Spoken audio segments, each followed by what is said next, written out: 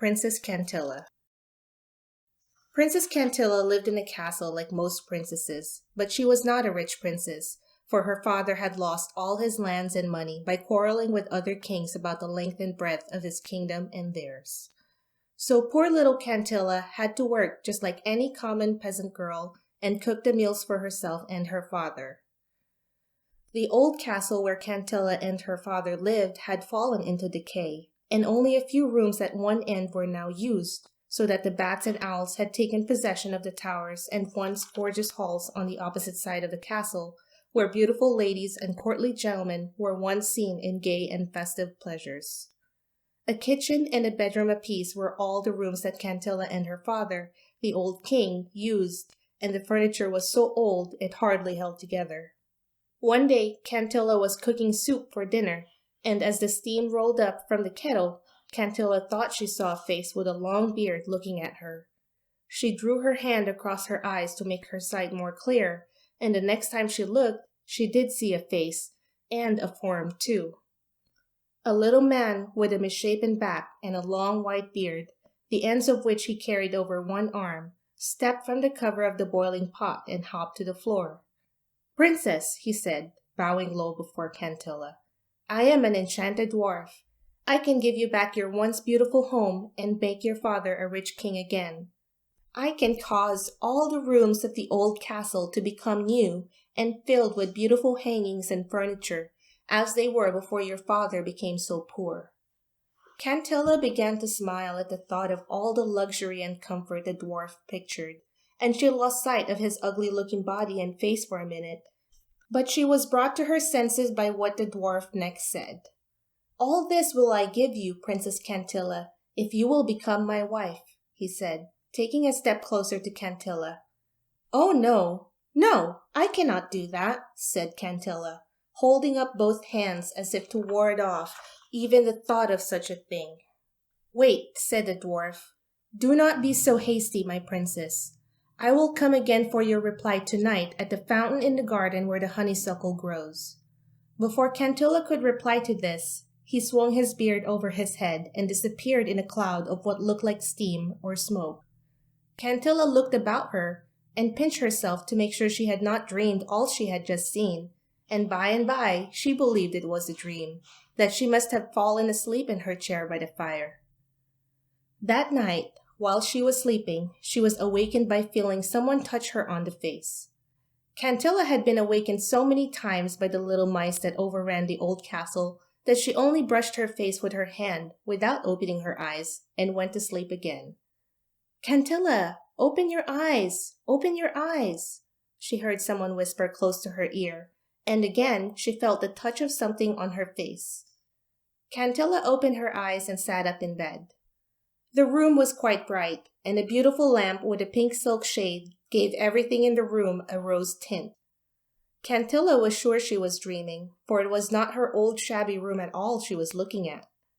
She looked down at the covering of her bed. That was pink silk too. She felt of it and found it was filled with the softest down. She also noticed that she wore a beautiful nightrobe of pink silk and lace. On the floor beside the bed, on a soft pink rug, stood two little satin slippers, trimmed with swan's down. "I am dreaming," said Cantilla, "but I will enjoy it while it lasts." And she looked about her. The furniture was white and gold. Soft pink rugs covered the floor. Her bed had little gold cupids on each post, and they held in their hands the ends of pink silk that formed a beautiful canopy. Little frills of lace fell from the bottom of the silk, making it look very soft and pretty in the lamplight. On the table beside her bed, which held her lamp, Cantilla saw a big gold and glass bottle. She reached for it and took out the gold stopper.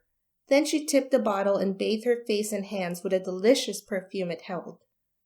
Cantilla put her little feet out of bed and slipped them into the slippers and walked over to the gold and white dressing table at the other side of the room.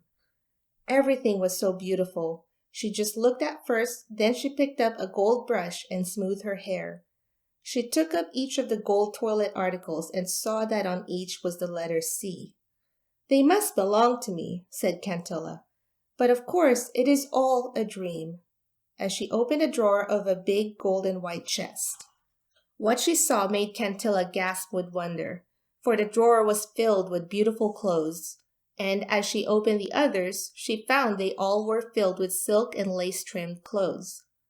Cantilla forgot all about her dream and ran, just as though she were awake, to a closet door that was open. She swung it back and looked. There hung before her astonished gaze pink silk dresses and blue silk dresses and white and dainty green and yellow silk dresses. Now, I did not tell you that Cantilla had black hair, which hung in long curls about her pretty face and over her pretty white shoulders, and her eyes were as deep blue as the deepest blue of a violet. And when she put on one of the pink silk dresses and stepped in front of a long mirror, she forgot all else for a moment. Then suddenly she heard her name called softly. "Cantilla! Cantilla!" the voice said. Cantilla looked up, and on top of the mirror stood a little fairy dressed in pink gauze. "Oh, you have a pretty pink dress too," said Cantilla, forgetting to be surprised at seeing a fairy in her room. "Yes, but it is the only dress I own," said the little creature with a smile, "while you have a closet full. But then mine never wear out, and yours will." "You mean I will wake up in a minute, I suppose," said Cantilla. "Yes, I know it is a dream, but I am having a good time. I wish I could have a dream like this every night. I wouldn't mind being poured through the day." "Ah, but you are not dreaming at all, Princess Cantilla," said the fairy. "And if you will follow me, I will show you more of your beautiful home. Come along." Cantilla did not answer, but walked after the fairy, who skimmed along before Cantilla like a little pink bird. The fairy touched the door with her wand, and it flew open. Cantilla looked about her in wonder, for the hall, which had been hung with tatters of faded tapestry, now looked like the hall of a king. The tapestry hung whole and rich-looking upon the walls, which were of deep blue and gold. The armor that had been broken and covered with dust and mold was erect as though its former wearer was inside it. The fairy touched the door of the room where the old king was sleeping, and again Cantilla looked in wonder, for her father slept beneath a canopy of red and gold upon a bed of gold, and all the furnishings of his room were such as the king would have. Cantilla looked at her father. He was smiling in his sleep, and the careworn look had gone from his face. The fairy beckoned to her, and Cantilla, with one backward glance at her sleeping father, followed. Next, the old dining hall was opened for Cantilla to see. The once faded and torn draperies were whole, and bats and owls were gone from the corners of the room where they had often made their nests. The beautiful table of onyx and silver was covered with dishes of silver, and dainty lace napkins lay beside each place as though ready for the coming guest. But the fairy led her away, and next Cantilla saw the beautiful halls where the old king held his grand balls, and kings and queens and princes and princesses had danced. The lights burned in the gold and glass fixtures fastened to the walls and made the place look like fairyland. The blue damask curtains, with their edge of priceless lace, hung from the windows, whole and shimmering with richness, and chairs of gold stood upright and bright against the walls, and the floor shone with polish.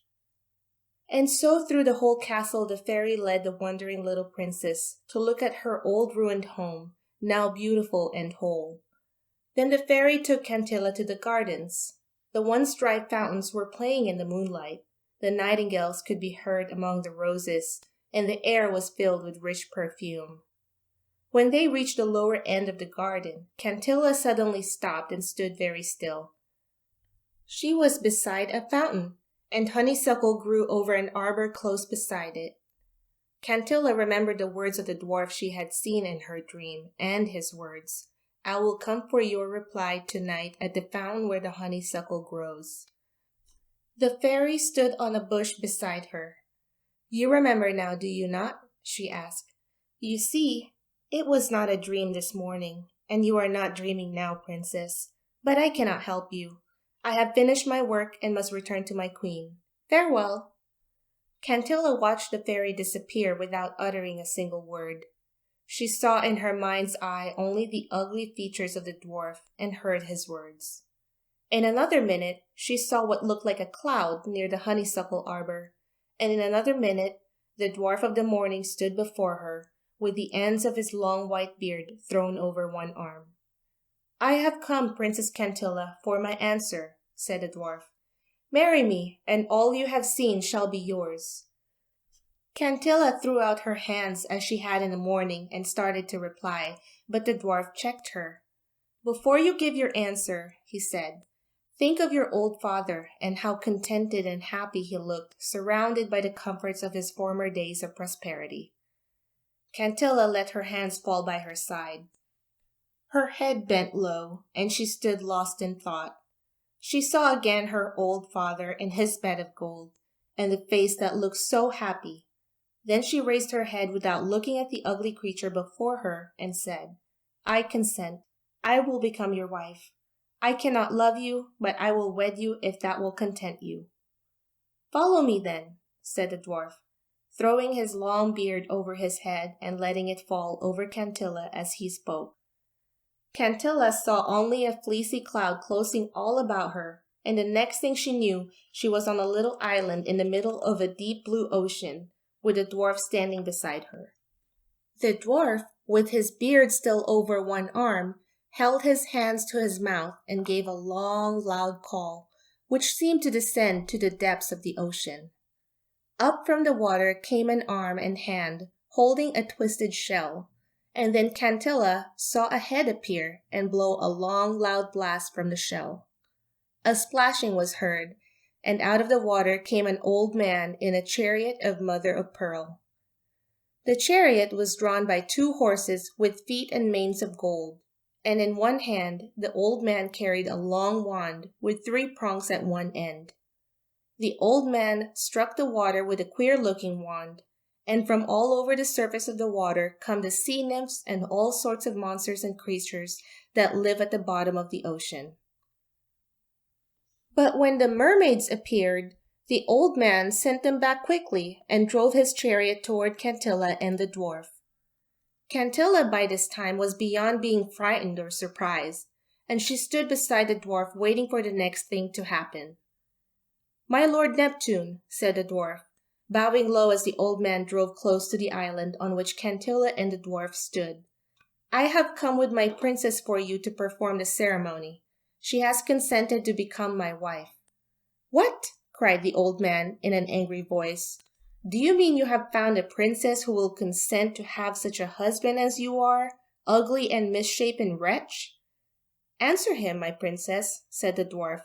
"Tell my Lord Neptune you consented to marry me." "I do consent to marry the dwarf," Cantilla managed to say, and again the old man struck the water, this time in anger, and the water spouted about them like huge fountains throwing up rivers. Cantilla felt the dwarf take her hand, and he said, "Fear not, my princess. It will soon be over." In a few minutes, the water was calm again, and the old man in the chariot stood a little way off, surrounded by the nymphs and other creatures, holding the 3-pronged wand over his head. "I release you. You are wed. Be gone from my sight," said the old man, and as the trumpet-bearer sounded his loud call, the old man and his chariot passed into the deep water, followed by all his nymphs and the others. Cantilla looked toward the dwarf, wondering if ever anyone had such a strange wedding, but to her surprise he was gone, and by her side stood a handsome man, who said, "My princess, behold in me your husband. I am free from the spell of the old man of the sea, who wanted me to become a sea monster and live under the ocean. I was changed into the shape of the ugly dwarf because I would not marry a mermaid who happened to fall in love with me one day while I was bathing, and she called upon a sea witch to change me into a sea monster, but I escaped before I took on the sea shape, but not before I was changed into the ugly dwarf you saw this morning. A kind fairy interceded with her queen to save me, and she went to the old man, who is Neptune, the god of the waters. He told the queen if I could find a princess who would consent to marry me, he would release me from the spell the sea witch had cast over me. You know how that was accomplished, my princess, and if you think you can accept me in place of the dwarf for your husband, we will return to the castle where your father is still sleeping, I expect, for the fairy queen said she would watch until sunrise for our return." Cantilla, no longer looking sad but smiling and happy, put her hand in her husband's and told him she was the happiest girl in the world. "And I am the happiest man in the world," said her husband, "for I not only am freed from the spell of the sea witch, but I have won the one woman in the world I could ever love for my wife."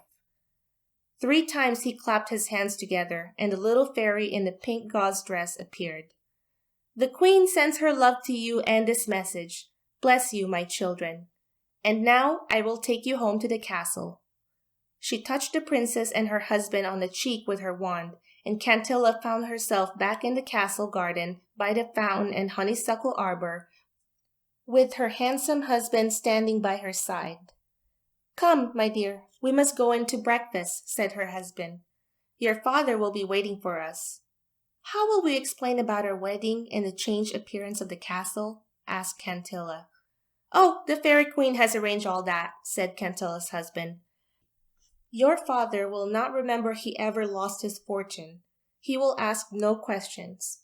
Cantilla and her husband went hand in hand into the castle to their breakfast, and from that day, Cantilla never knew another sorrow or unhappy moment.